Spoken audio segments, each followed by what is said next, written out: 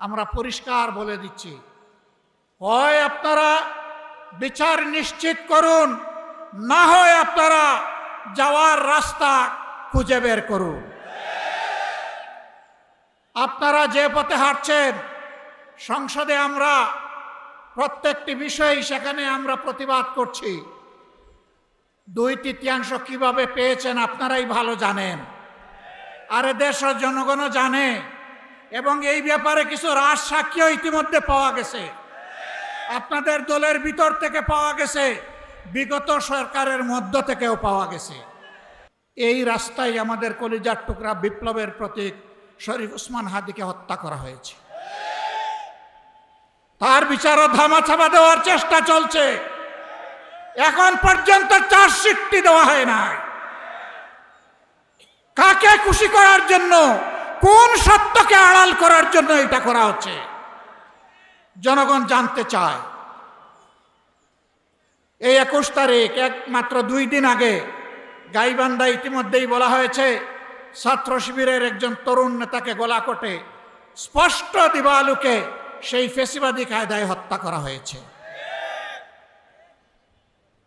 হ্যাঁ, হত্যা করে মানুষকে দুনিয়া থেকে বিদায় দেওয়া যাবে, কিন্তু কোনো আদর্শকে খুন করা যাবে না। এদেশের মানুষের অন্তরে, কলিজায়, হৃদয়ে, মগজে, সব জায়গায় বসে আছে মজবুত ভাবে রাসূলুল্লাহ সাল্লাল্লাহু আলাইহি সাল্লামের আদর্শ। এই আদর্শকে নির্মূল করার চিন্তা করবেন না। যদিও আপনাদের একজন সিনিয়র নেতা ঘোষণা করে দিয়েছেন নির্মূল করবেন, অতীতে যারা নির্মূল করার ঘোষণা দিয়েছিলেন তারা নিজেরাই আজকে নির্মূল হয়ে গেছে। দীর্ঘ 17.5 বছরের ফ্যাসিবাদী শাসনের জাতাকলে পিষ্ঠ এই জাতিকে আল্লাহ তাআলা আমাদের ছাত্র, শ্রমিক, যুব জনতার আন্দোলনের মধ্য দিয়ে মাত্র 2টি বছর আগে আমাদেরকে মুক্তি দিয়েছিলেন। সেই সময়ে যে দলটি আমাদের মতোই মজলুম ছিল, নির্যাতিত ছিল, আজকে তারা ক্ষমতায় আছে। তারা তখন প্রত্যেকটি হত্যাকাণ্ডের বিচার দাবি করেছিল। নির্বাচনের সময় তারা বলেছিলেন, তারা নির্বাচিত হলে ফ্যাসিবাদের হাতে যতগুলা খুন হয়েছে, গুম হয়েছে, নির্যাতন হয়েছে, সবগুলার বিচার তারা করবে। ক্ষমতায় বসার পর এখন তাদের সুর পাল্টে গেছে। বিচার তো তারা করছেই না, বরঞ্চ আপনারা শুনেছেন 4 মাসে 600 জনের অধিক মানুষ নির্মমভাবে বাংলার মাটিতে খুন হয়েছে। আরো দুঃখজনক, এই দলটি নিজেদের হাতে নিজেদের কর্মীদেরকেই খুন করেছে। যাদের নিজেদের কর্মীদের সম্পর্কে নিজেদেরই কোনো দায় এবং দরদ থাকে না, 20 কোটি মানুষের জন্য তাদের কি দায় এবং দরদ থাকবে? আমরা কোনো লক্ষণ দেখতে পাচ্ছি না। লজ্জার বিষয়, ফ্যাসিবাদ থেকে মুক্ত হওয়ার কথা বলে ঠিক ফ্যাসিবাদের রাজপথ ধরেই তারা এখন হাঁটা শুরু করেছেন।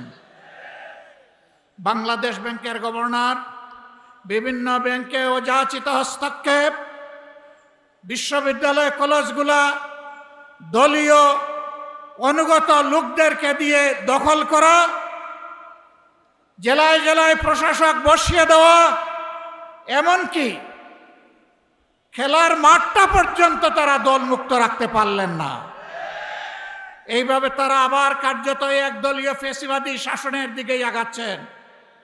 বন্ধুরা, বাংলাদেশ কিন্তু বারবার বিপ্লবের সাক্ষী। আমরা পরিষ্কার বলে দিচ্ছি, হয় আপনারা বিচার নিশ্চিত করুন, না হয় আপনারা যাওয়ার রাস্তা খুঁজে বের করুন। আপনারা যে পথে হাঁটছেন, সংসদে আমরা প্রত্যেকটি বিষয় সেখানে আমরা প্রতিবাদ করছি। 2/3 কিভাবে পেয়েছেন আপনারাই ভালো জানেন, আর দেশের জনগণও জানে, এবং এই ব্যাপারে কিছু রাজ সাক্ষীও ইতিমধ্যে পাওয়া গেছে। আপনাদের দলের ভিতর থেকে পাওয়া গেছে, বিগত সরকারের মধ্য থেকেও পাওয়া গেছে। আমরা আপনাদেরকে বিনয়ের সাথে অনুরোধ করব, মজলুম ছিলেন, জালেম হবেন না। মেহেরবানি করে বিচারগুলো নিশ্চিত করুন।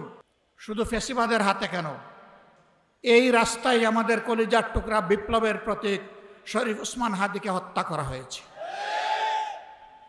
তার বিচারও ধামাচাপা দেওয়ার চেষ্টা চলছে। এখন পর্যন্ত চার্জশিটটি দেওয়া হয় না। কাকে খুশি করার জন্য, কোন সত্যকে আড়াল করার জন্য এটা করা হচ্ছে, জনগণ জানতে চায়। এই 21 তারিখ, একমাত্র 2 দিন আগে গাইবান্ধা ইতিমধ্যেই বলা হয়েছে ছাত্র শিবিরের একজন তরুণ নেতাকে গলাকটে স্পষ্ট দিবালুকে সেই ফেসিবাদী কায়দায় হত্যা করা হয়েছে। হ্যাঁ, হত্যা করে মানুষকে দুনিয়া থেকে বিদায় দেওয়া যাবে, কিন্তু কোনো আদর্শকে খুন করা যাবে না। এদেশের মানুষের অন্তরে, কলিজায়, হৃদয়ে, মগজে সব জায়গায় বসে আছে মজবুত ভাবে রাসূলুল্লাহ সাল্লাল্লাহু আলাইহি সাল্লামের আদর্শ। এই আদর্শকে নির্মূল করার চিন্তা করবেন না। যদিও আপনাদের একজন সিনিয়র নেতা ঘোষণা করে দিয়েছেন নির্মূল করবেন, অতীতে যারা নির্মূল করার ঘোষণা দিয়েছিলেন তারা নিজেরাই আজকে নির্মূল হয়ে গেছে। নির্মূল বেশি করবেন না, এটা এক ধরনের ভাইরাস। এই ফেসিবাদের ভাইরাস, চাঁদাবাজির ভাইরাস, দুর্নীতির ভাইরাস, দলীয় শাসনের ভাইরাস, এই সকল ভাইরাস মুক্ত করার জন্য আরেকটি বিপ্লব অনিবার্য হয়ে উঠেছে। সেই বিপ্লবের জন্য আপনারা কি প্রস্তুত? মানুষের জীবন, ইজ্জত এবং সম্পদ দেশের সীমানার জন্য আরেকবার কি জীবন দেওয়ার জন্য প্রস্তুত আছেন? বন্ধুরা, এই বয়সে আমি এবং আমরা পিছিয়ে থাকবো না, সম্মুখ সারিতে থাকবো, আড়ালে আবদালে নয়। তবুও বাংলাদেশের দিকে কাউকে লাল চোখ দিয়ে তাকাতে দেব না ইনশাআল্লাহ। কোন কালো হাত বাড়ালে সেই হাত গুড়িয়ে দেওয়া হবে। 20 কোটি মানুষের 40 কোটি হাত এই দেশকে পাহারা দিবে ইনশাআল্লাহ। কারো বাবার সাধ্য নাই এ দেশের স্বাধীনতা এবং সার্বভৌমত্ব নিয়ে টানাটানি করার। মহান আল্লাহর উপর ভরসা করে আপনাদেরকে আগামীর সেই বিপ্লবের দাওয়াত আজকে দিয়ে রাখলাম। সংসদে যতদিন পর্যন্ত কথা বলার পরিবেশ থাকবে, জাতির স্বার্থে যতদিন পর্যন্ত থাকার দরকার হবে, তার বাইরে আমরা 1 সেকেন্ডও থাকব না। যেদিন সংসদের প্রয়োজন ফুরিয়ে যাবে, যেদিন মনে হবে এই সংসদে আর কথা বলে লাভ নাই, সেদিন সেই সংসদে খোতা হাফিজ বলে আমরা বেরিয়ে আসব।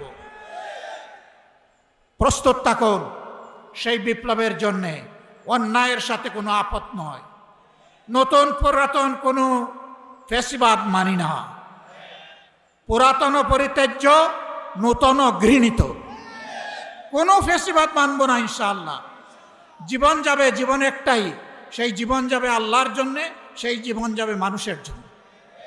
আল্লাহ হাফিজ। বাংলাদেশ জিন্দাবাদ। 11 দলীয় ঐক্য জিন্দাবাদ। আসসালামু আলাইকুম ওয়া রাহমাতুল্লাহ।